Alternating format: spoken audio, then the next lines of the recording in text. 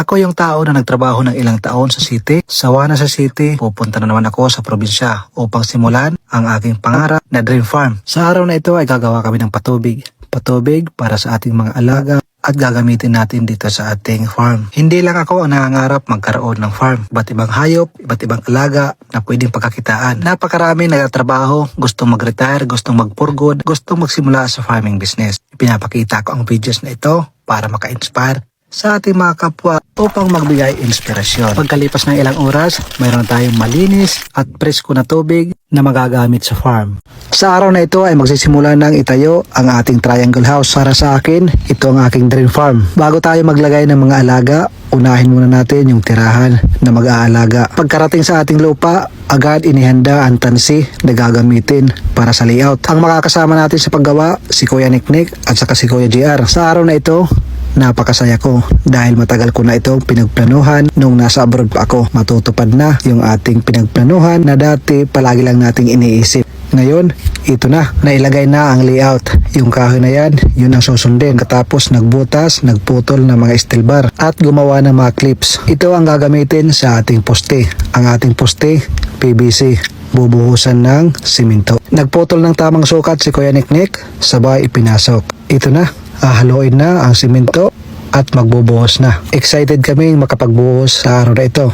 Sana hindi umulan, pero maganda naman ang panahon. Nagkikisama sa atin. Sa bawat posting itatayo, kailangan tamang sukat, nibilado, kumbaga. At pagdating ng alas 12, kainan na.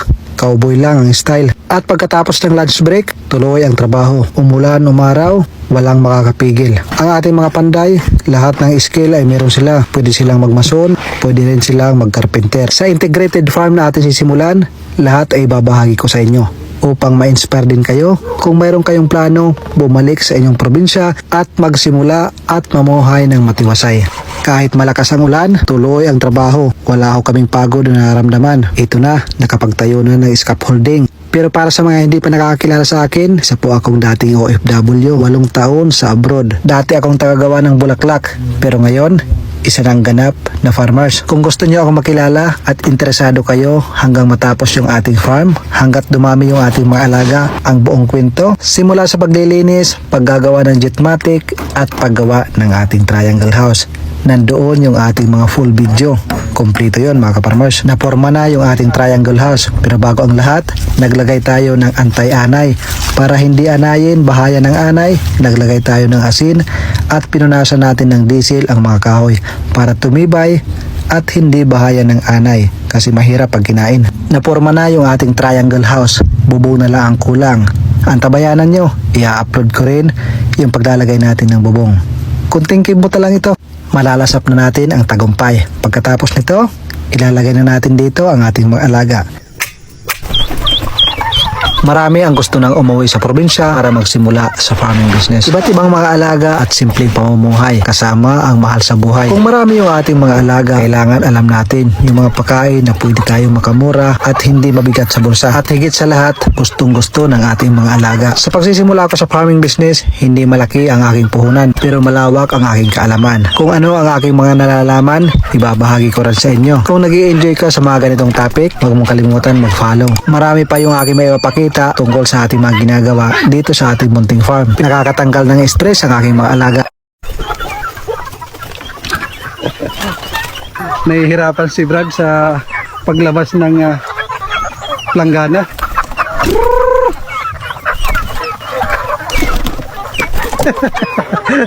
Nagtutulungan. Mamaya na. Magbe-prepare tayo ng pagkain nyo. Nagpo. Wala pang laman yan. Labas. Labas tuloy. Labas eh. Pasok nyo. Ibutang. Sakap. Ito, pasalubong para sa inyo. Sa pagpasok ko sa farming business, napakarami yung kontra. Kahit kadugo ko, sinasabi sa akin, walang kita sa farming business. Maputik, mapawis, mainit, lahat nandun. Samantalang nasa abroad ka na, bakit ka pa papasok sa farming business? Kaya ito ako ngayon, ipapakita ko ang aking kwento at gusto kong patunayan na mali yung mga kumukontra sa akin. Para sa akin, napakalaki ang pag-asa na kumita sa farming business, pag-aalaga ng manok, at iba pang mga alaga na mayroon tayo dito ngayon. Aking mga alaga na ipaglaro. Sino sasakay? Ito sumakay. Kita nyo, napakasarap dito sa farm. Kasama ng aking mga alaga.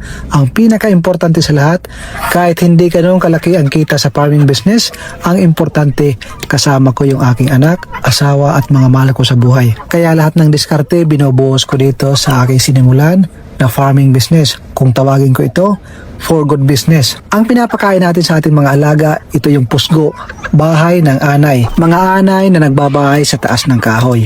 Favorite yan ng ating mga alaga. Hindi lang sa manok, pwede rin sa mga isda na ating inaalagaan. Ang mga alaga ko, tinuturing ko silang parang mga kaibigan. Wala naman tayong kapitbahay dito.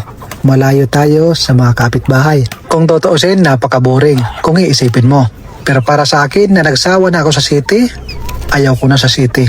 Kahit saan ka lumingon, puro gastos. Kaya ang naisip kong solusyon, umuwi sa Pilipinas o sa probinsya para magtayo ng farming business. Napakarami pa akong gagawin dito sa aking putning farm. Katulad na lang nito.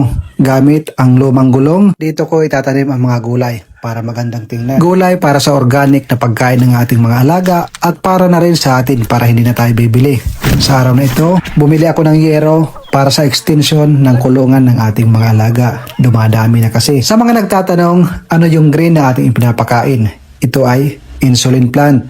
Marami ito sa atin. Kahit sa mga gilid ng kalsada, makikita nyo ito. Ang pinakamaraming sangkap na ating inilalagay, yung banana trunk. Napakaramihan dito. Kaya kung magsisimula tayo sa farming business, walang rason para hindi tayo makapagsimula.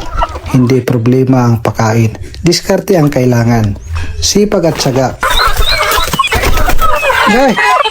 Ito ang pinakamagandang naging desisyon ko, ang bumalik sa probinsya para mamuhay ng simple na kasama ang aking mahal sa buhay. Isa nga pala akong empleyado sa city pero sa edad na 35, nagsawa na ako. Umuwi ako sa aming probinsya upang mag-alaga ng native chicken, heritage chicken, Muscovy duck, kasama na rin ang Bengala. Ito na siguro ang matatawag ko na for good business. Isang simpleng buhay na kasama ko ang aking mga mahal sa buhay, nakikita ko araw-araw. Upang hindi ako mahirapan sa pagpapakain ng ating mga alaga, pinili kong mag-semi-organic sa pagpapakain nila. Iba't ibang mga organic ang aking pinag-halo-halo, hinahaloan ko ng konting commercial feeds para malaki ang ating maitipid at siguradong kumita tayo sa ating naging for good business o retirement business kung tawagin. Ito naman ang ating pakainan sa ating black pigs. Meron tayong isa pero marami pa tayong padating para mas masaya ang ating farm. Ika nga, mas marami, mas masarap tingnan, mas masaya ang ating farm. Iba't ibang mga organic ang aking maisishare sa inyo. Organic na pagkain, patuka ng ating mga alaga. Katulad na lang ng katawan ng papaya, bulaklak ng papaya, madre de agua, ipil-ipil, malunggay,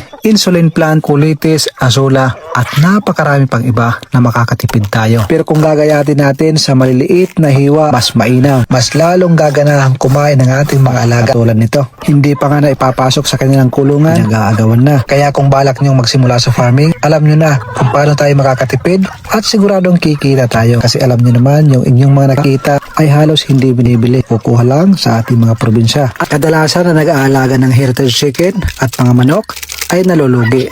Kaya ito ang aking mga naging diskarte. Halo-halong mga organic feed ang pwede natin makuha sa ating mga probinsya na libre. Pero nadepende yan sa inyong kaalaman, idea, sipag at syaga. Ngayon, nandito na ako sa Pilipinas. Ini-enjoy ko ang aking pag-aalaga ng manukan. Para sa akin, 100% hindi ho ako malulugi. Dahil sa sistema na aking ginagawa, aking pinagsisikapan na sana someday mas mapalawak ko pa ito, mapadami at umasinso ang aking munting farm. Kaya para sa ating mga kapwa, mga kababayan na nasa abroad o nagtatrabaho, empleyado ka man ngayon, pag-isipan mo ng mabuti. Habang maaga pa, habang may oras pa, makapagsimula ka sa negosyo kung ano man ang iyong pinaplano. Ako, ito, isang farmer. Ini-enjoy ko ang buhay probinsya. Noong nasa abroad at sinabi kong uuwi ako sa Pilipinas para mag-farming, pinagtawanan lang ako. Sabi nila nasa abroad ka na, ba't ka pa babalik sa Pilipinas para sa farming? Marami ang hindi nakakaalam at hindi nakakaintindi na ang pagiging isang OFW hindi panghabang buhay. Kaya ako sa 8 years kong pagtatrabaho sa Qatar, pinagplanuhan ko, pinag-ipunan ko para makapag-for good. Dito ako ngayon sa aking munting farm. Nagtayo ng triangle house at ang mga alaga na mayroon ako dito, native na manok, Muscovy duck, Bengala at Peking duck. Mayroong malalaki, mayroon din maliliit. Maliban sa dalawang paa, mayroon din tayong 4 ang paa. Ito ang native pig. At syempre hindi magpapahuli ang ating heritage chicken. Ang mga itlog na ating na-harvest, semi-organic kasi nagbibigay tayo ng commercial feeds at hinahaluan ko ng mga organic na nakukuha natin dito sa ating farm. Kung hindi ako naglakas loob, umuwi sa Pilipinas, mag-for good, hindi ko mararanasan kung ano ang meron tayo ngayon. Katulad ng inyong nakikita, napakasarap sa pakiramdam ang mag-harvest ng mga brown egg. Napakaraming Pilipino ang aking naririnig. Wala daw pera sa Pilipinas. Ops, tika lang. Mali ata kayo ng paniniwala or pananaw sa buhay. Sa Pilipinas, napakaraming pera basta't masipag ka lang. Or sabihin na lang natin kahit saan bansa ka magpunta kung tatamad-tamad ka, wala ho kayong kikitaing pera. Pero kahit nasaan kang lugar, kung ikaw ay masipag, madiskarte, maraming pera ang lalapit sa'yo. Kaya habang bata pa, pinagplanuhan ko umuwi sa Pilipinas para ma-experience ko ang sarap ng buhay sa Pilipinas. Para sa akin, mas masarap ang buhay sa Pilipinas kaysa sa ibang bansa. Pagkatapos natin pakainin ang mga dalawang paa, dito naman tayo sa 4 ang paa. Ito din ang gustong-gusto kong paramihin, ang native pig. Bago pa lang ako nagsisimula sa farming business, kaya masasabi ko, mabilis talaga ang panahon. O siya, hanggang dito na lang, mag-deliver pa ako ng mga itlog. Ka-farmers idea nga pala ang aking YT. Maraming salamat.